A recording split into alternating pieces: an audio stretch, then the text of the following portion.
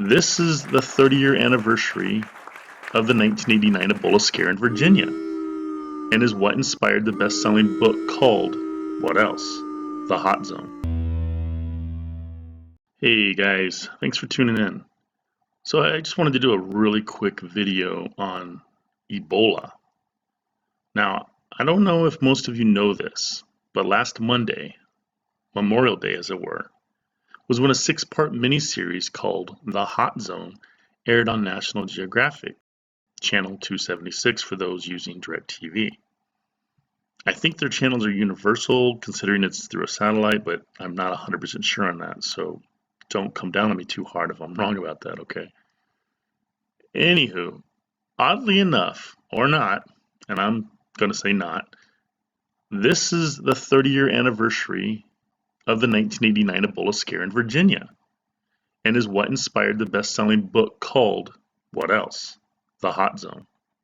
It's also what loosely inspired the silver screen version called Outbreak.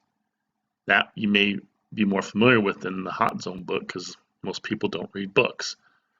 And that was released in 1995, starring Dustin Hoffman, Morgan Freeman, and Rene Russo. Now, the reason I wanted to do this quick video is because, now trust me, this is no coincidence that it was released now. Ebola has been on the rise for the last few years in Africa. And wouldn't you know it, Texas just recently had a few cases diagnosed after some Congo migrants illegally crossed the border shortly after the series ran. Now, whether it's true or not, well, I wouldn't be awake if I didn't ask that prudent question, just like the mass shootings automatically being viewed as false flag events. I mean, that's what we've come to, questioning everything, if you're awake. And I'm sure you would agree with me in that anytime I hear stories like this on the news, quote unquote, my first thought, the instinctively first thought that comes to mind is, prove it. I don't believe you. You've cried wolf way too many times. Prove it. Now, my theory, this will push an Ebola vaccine, which will only cause more cases, if you know what I mean. Now, the fact the series was just released, and now, like I said, cases suddenly popping up on U.S. soil, can you say problem, reaction, solution? Now, in the awake community, this is better known as the Freemasonry's Order Ab Chaos, or Order out of Chaos. They create the chaos and then offer the order out of it. My guess is this news, and similar stories to inevitably follow soon thereafter, will probably invoke an encore of this 3-night miniseries, the 6 one-hour episodes.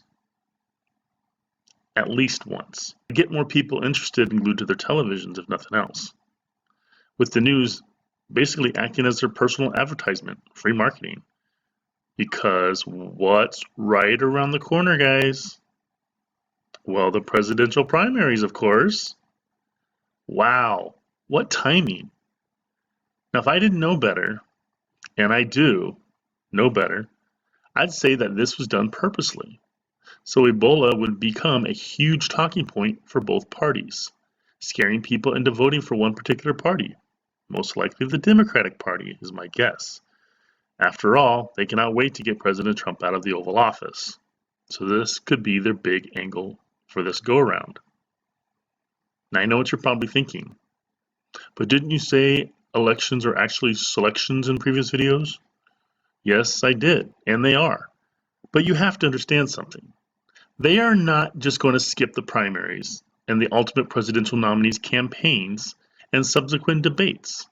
That would be too obvious and would ultimately awaken the masses a lot sooner than they ever wanted to, if ever.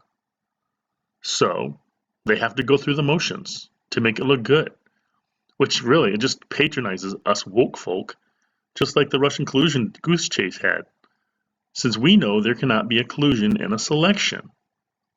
So billions of dollars, taxpayer dollars, illegal taxpayer dollars, mind you, were wasted on an illusion, or, as Paul refers to it in his 2 Thessalonians 2:11 passage, a strong delusion, of which he was just that, hiding in plain sight, by calling it out before someone had beaten him to the talking point.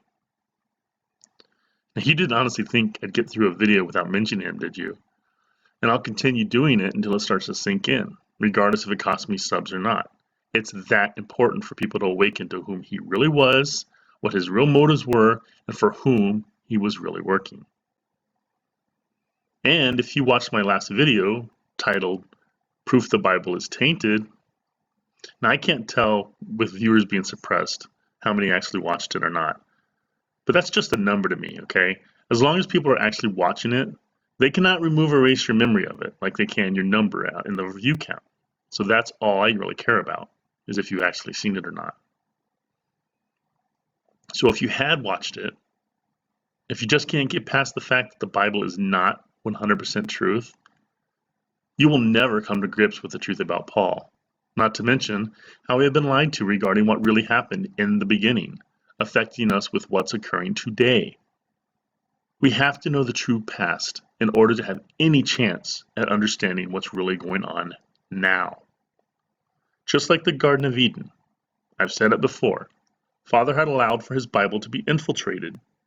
He wanted to see how many of his children will seek him out for truth and build a relationship with him instead of relying on man, considering his puppet controls the men who runs the world because they are his seed, and they are the ones behind the deception of the 501c3 church, where the narrative is easily controlled, especially since those running it know that most churchgoers won't crack open their book during the week because it's too difficult to follow. The whole reason for the KJV being introduced in 1611. Since its release, they knew if you gave up on trying to read it, assuming you weren't illiterate, as so many were back then, you were likely to show up on Sun God Day to listen to a controlled sermon. So they'd have you exactly where they wanted you in order to indoctrinate the congregation, generation after generation after generation. Now, seeking truth only from Father Yahuah is the only way you're able to decipher what to believe in the Bible to be real versus deception. Now, when you're able to do that, it makes so much more sense. What's more, you will see that the tainted Bible is still infallible. How could that be, you might ask? It's because Father Yahuah always knows the end from the beginning. Again, we just have to really know the beginning to have any chance of really understanding the end, which is now. And if you refuse to believe that the Bible is not 100% true, you won't believe in GMO foods, chemtrails, reptilians, clones, debt slavery, satanic sacrifices, child abductions. You won't believe any of that. You'll just keep your blinders on and stay in denial, which is what they rely on, as I've said before. That is how they have been able to get away with such evil for so long. They know that the masses will always far outnumber the woke folk, so there will always be a larger group calling the smaller group crazy. Okay, so if you haven't watched Proof the Bible is Tainted, I highly recommend you do, as well as my previous videos, like What If I Told You, among others. Now, I don't gain anything for recommending these to you, other than enjoying the process of watching the awake community grow. That's why I do this. As a watchman of fathers, I couldn't care less about the date setting aspect, as a lot of YouTubers seem to be, crunching numbers to actually, I guess, prove Yahushua a liar is the only thing I can think of. And by that I mean they don't accept that nobody, including angels or even the Son of Man himself, will know the day or the hour, as Yahushua explains in Matthew 24, verse 36. Sure, we can figure out the season, but so what? Anyone who tries to date set seemingly isn't worried about constantly keeping oil in their lamp, which is what we are all supposed to do. Date setters are trying to figure out when the thief will arrive to ensure they are there to pounce, instead of showing their faith through good works, as James had said.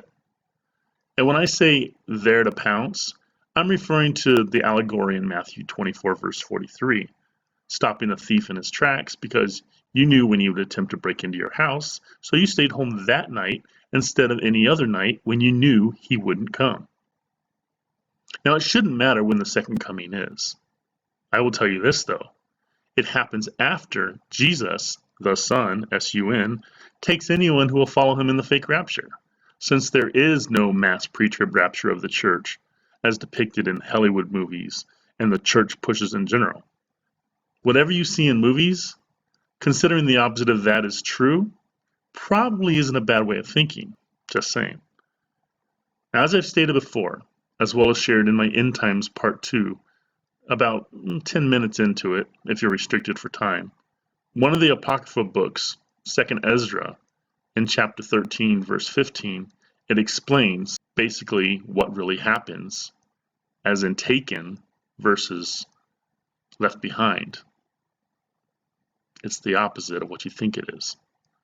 Despite the Son, Yahuah, warning in Matthew 24, verse 26, most people will still flock to what they've been indoctrinated into believing is the Son of Man, the ultimate deception.